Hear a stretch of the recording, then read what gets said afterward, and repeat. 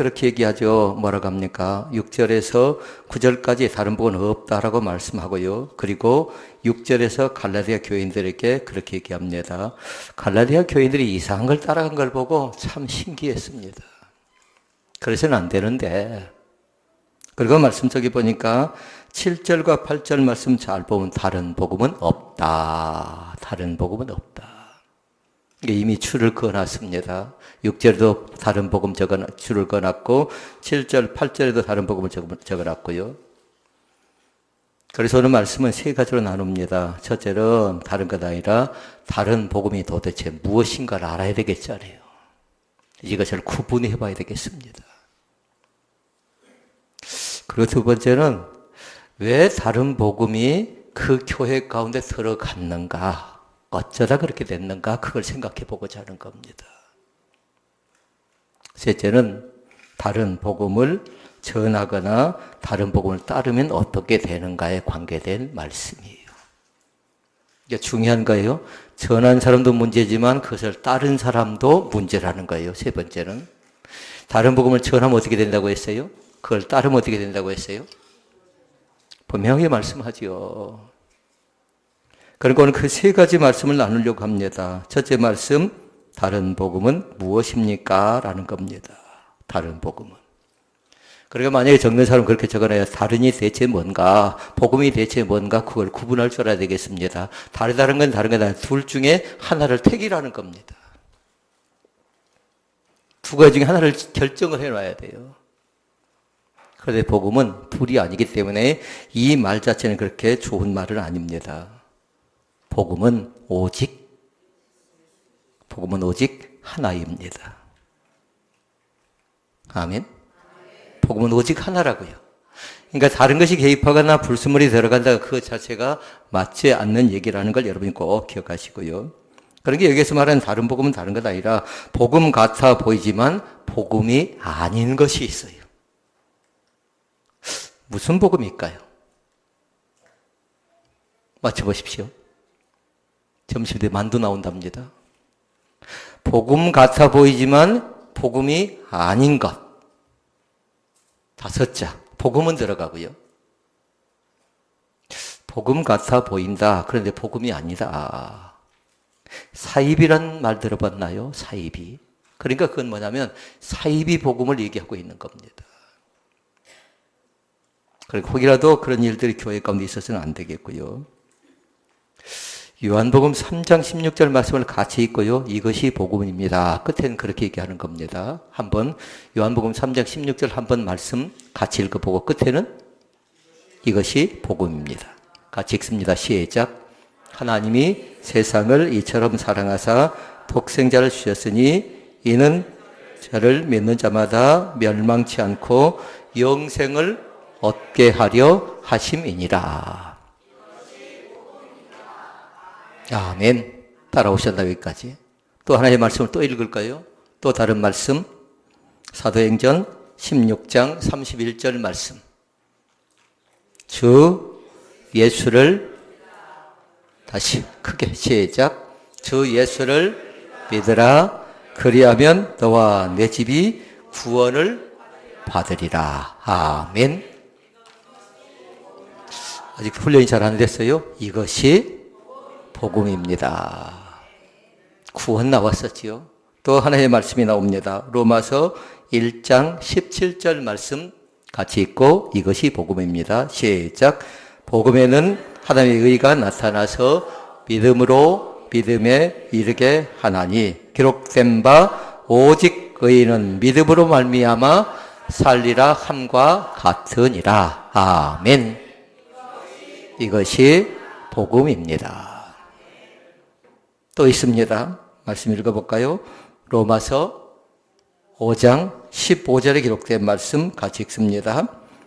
더욱 하나님의 은혜와 또한 한 사람 예수 그리스도의 은혜로 말미암은 선물은 많은 사람에게 넘쳤느니라. 아멘. 이것이 복음입니다. 그러니까 복음은 오직 예수, 오직 믿음, 오직 은혜, 오직 말씀, 이것이 복음입니다. 여러분이 이번 한 주간 동안에 그걸 일부러 암송할 건 없어요. 이제 잘 생각하면 돼요. 이미 여러분 가운데는 예수가 있고요. 예수님이 계시고, 그리고 그 예수님은 다른 것 아니라 믿음을 통해서, 그리고 은혜를 통해서, 말씀을 통해서 구원받는 사실을 꼭 믿을 수 있기를 바랍니다.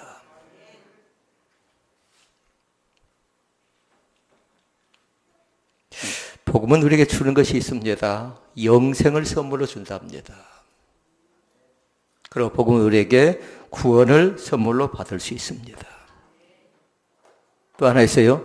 복음은 우리에게 있어서요, 의롭다 하고 인정을 해주는 것이 뭐냐면요, 복음이에요. 영생과 그리고 또 하나 구원과 의롭다 인정받는 것. 이것이 뭐라고요? 이것이 복음이라고요.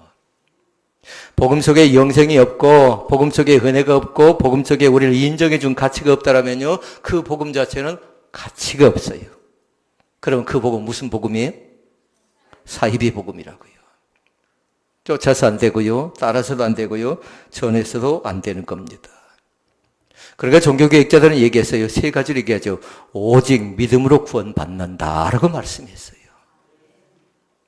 그리고 또 얘기합니다.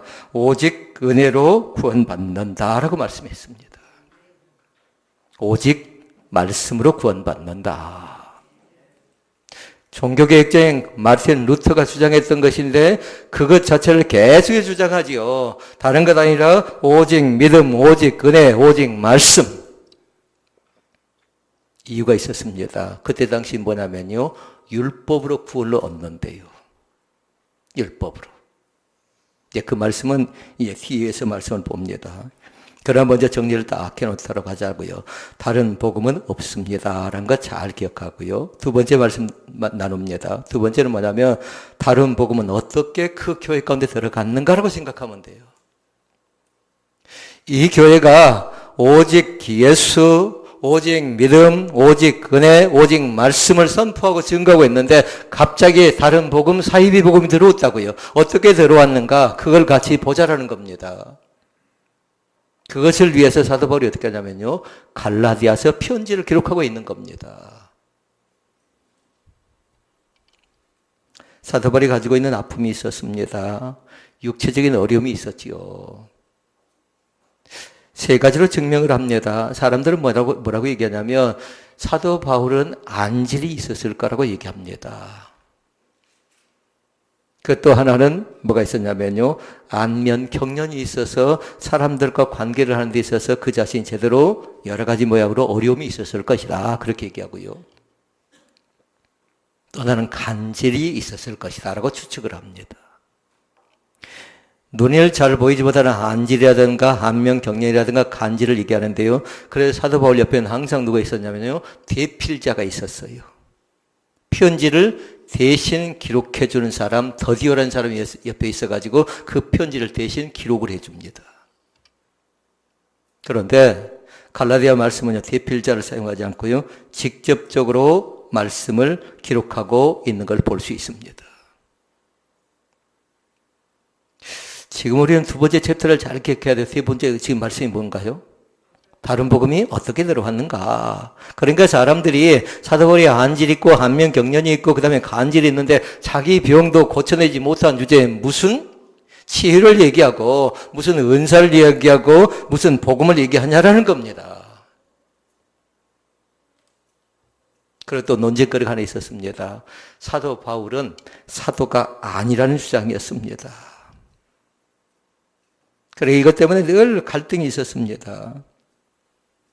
그러니까 다시 말씀드리면 사도 바울은 사도가 아니기 때문에 그 자신이 전한 복음은 참된 복음이 아니라고 주장을 하는 겁니다.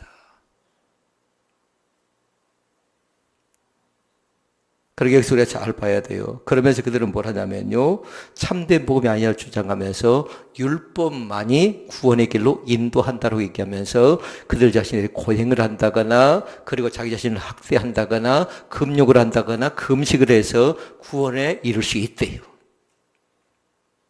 그럼 우리가 말씀을 통해서 봤어요. 오직 의인은 로마서 1장 17절 말씀, 이것이 복음입니다 하면서 로마서 1장 17절에 오직 의인은 믿음으로 말미암아 살리라는 말씀. 하박국에 이미 예언된 그런 말씀이거든요. 그런데 사도 바울에는 두 가지 약점이 있었어요. 하나는 뭐냐면요, 사도 바울이 가지고 있는 약점 가운데 가장 큰 것인데 다른 것 아니라 그들 자신들이 늘 주장했던 것이 있어요. 사도권.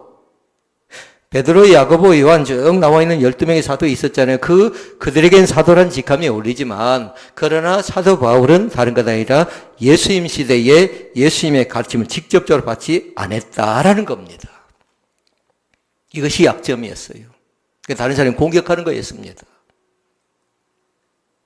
그리고 또 한 가지 문제가 있었습니다. 그것은 뭐냐면요, 예수 믿는 사람들 심하게 사도행 6장에 보니까 뭐 하던가요? 핍박했던 사람이 누구냐면요, 사도 바울이에요. 그러게 사도행전 6장에 스데반이 등장을 하죠. 거기에 순교의 제물로 들어갑니다. 그런데 그 장본인이에요. 그러니까 박해했다, 심하게 핍박했다. 그러니까 그 두 가지 약점이 있다고요. 예수님 시대에 예수님의 가르침을 받지 않았다. 그리고 예수님을 증거하는 사람들, 하나님의 사람들 심하게 박해했던 사람이 누구라고요? 사도 바울이라는 겁니다. 그러니까 그들이 주장하는 것이 있어요. 그 사람이 전하는 것은 사도가 아니기 때문에 참된 복음이 아니라고 얘기하면서 그 자신을 계속 괴롭힐 뿐만 아니라 그것은 복음이 아니라는 거예요. 그러면서 교묘하게 무엇이 들어갔을까요? 율법이 들어갑니다. 율법이. 내 말씀 통해서 보니까요, 13절 말씀 한번 읽어볼까요? 13절 말씀 같이 읽어보십시다. 다시요, 처음부터. 내가 이전에 유대교에 있을 때 행할 일을 너희가 들었거니와 하나님의 교회를 심히 핍박하여 잔해하고. 15절 말씀. 그러나 내 어머니 새로부터 나를 택정하시고 은혜로 나를 부르신 이가, 이렇게 얘기했습니다. 그래, 13절과 15절 말씀을 잘 보라고요. 13절 말씀에 보니까 내가 하나님의 교회를 심히 핍박했다. 하지만 그러나 어머니의 뱃속에서부터 나를 뭐 했대요? 선택해 주었대요. 그리고 우리도 기억할 것 한 가지 있어요. 우리가 뭔가 잘나서, 뭔가 믿음이 좋아서, 뭔가 조건과 상황이 넉넉해서 우리를 선택한 것 아니라 하나님께서 나를 이미 예정하셨다는 칼빈의 예정론을 우리가 믿는 겁니다. 그리고 우리가 찬양하지요. 내가 너를 지명하여 불렀나니 너는 너 거, 너는 내 거래요. 하나님께서 우리가 내 말씀해 줍니다. 너는 잘 믿으니까, 너는 많은 것을 하나님께 드렸으니까, 너는 이것저것 봉사하고 섬겼으니까 너는 하나님의 것이라고 얘기하지 않고요, 내가 너를 지명해서 불렀다라고 얘기합니다. 성경은 그렇게 얘기하죠. 내가 너를 택하여 세웠다라고 말씀해요. 그것을 믿을 수 있기를 바랍니다. 아무리 약점이 있을지라도 그 약점 때문에 쩔쩔매지 않기를 원합니다. 사도 바울은 그 약점이 있었어요. 그래, 중요한 건 다른 것 아니라 그 약점을 스스로 거부하거나 거절하지 말고 인정하시라고요. 이제 알 만큼 알지, 우리가 어떤 사람인가를. 여러분이 저를 알고 제가 여러분을 알잖아요. 그러니까 그 약점을 이용하는 것 아니라 그 약점을 덮어가면서 인정하시라고요. 사도 바울이 그렇게 합니다. 나는 핍박했습니다. 나는 예수님의 가르침을 직접적으로 받지는 못했습니다. 그러나 은혜로 내가 이 자리까지 왔고 은혜로 이렇게 내가 가르침을 받았다는 사실을 그 자신이 증거하고 있는 것을 볼 수 있습니다. 이것이 감사한 겁니다. 약점을 이용해서 사단이 어떻게 하던가요? 교묘히 침투해 들어옵니다. 혼란스럽게 하려고 그러는 거죠. 자, 그러면 세 번째 말씀. 다른 복음을 전하면 어떻게 됩니까? 라는 거예요. 두 가지라고 했어요. 전해도 안 되고요, 따라도 안 된다고요. 전하는 사람도 저주지만 그러나 다른 사람도 마찬가지로 똑같은 그 어려움을 겪습니다. 사도에겐 두 가지의 하나의 권세가 있답니다. 하나는 뭐냐면요, 축복권과 저주권입니다. 축복권의 대표적인 건 다른 것 아니라 고린도후서 13장 13절 말씀. 축복권. 그래, 여러분 꼭 기억할까요?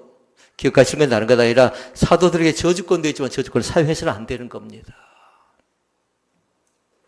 사도 바울도 마찬가지입니다. 자기를 핍박하고 자기를 괴롭히고 자기를 힘들게 했던 유대교 사람들이 있거든요. 율법주의자들이 있거든요. 그들을 향해서 저주할 수 있었습니다. 그러나 그들을 저주하지 않습니다. 그런데 분명히 말씀한 건 한 가지 있어요. 다른 복음을 전하면 안 됩니다. 7절 말씀 같이 읽어볼까요?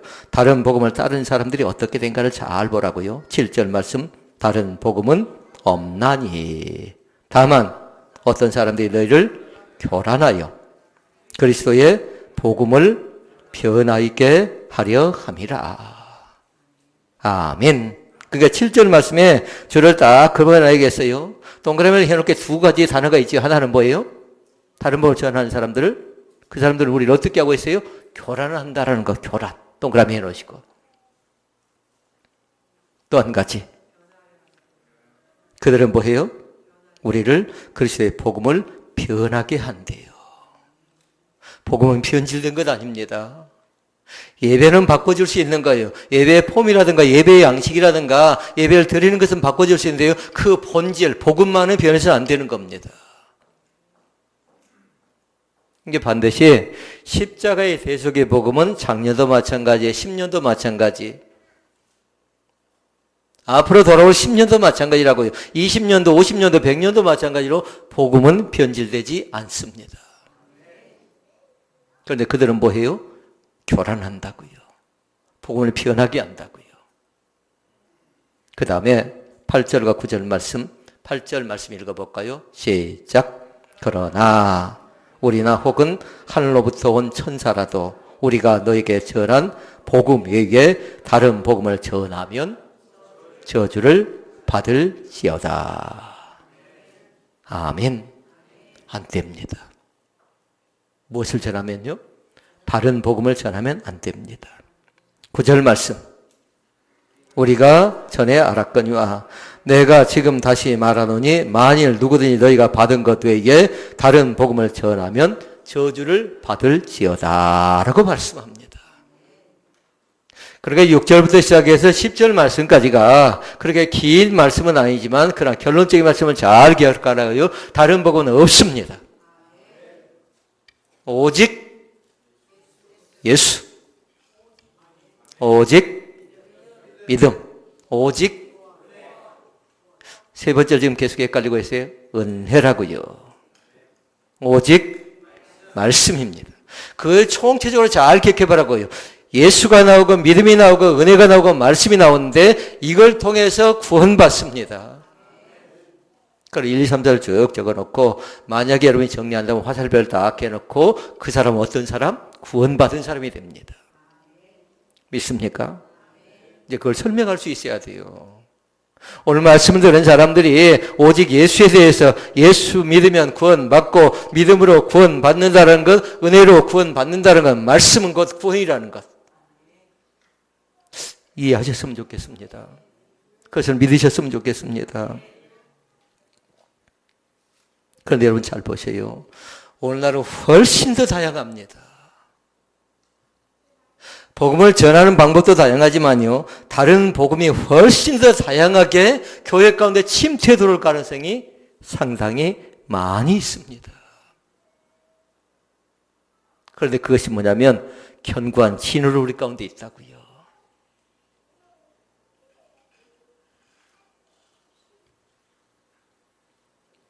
그러니까 그들은 뭐하냐면 다양한 방법을 동원하고 훨씬 더 교묘한 방법을 동원해요.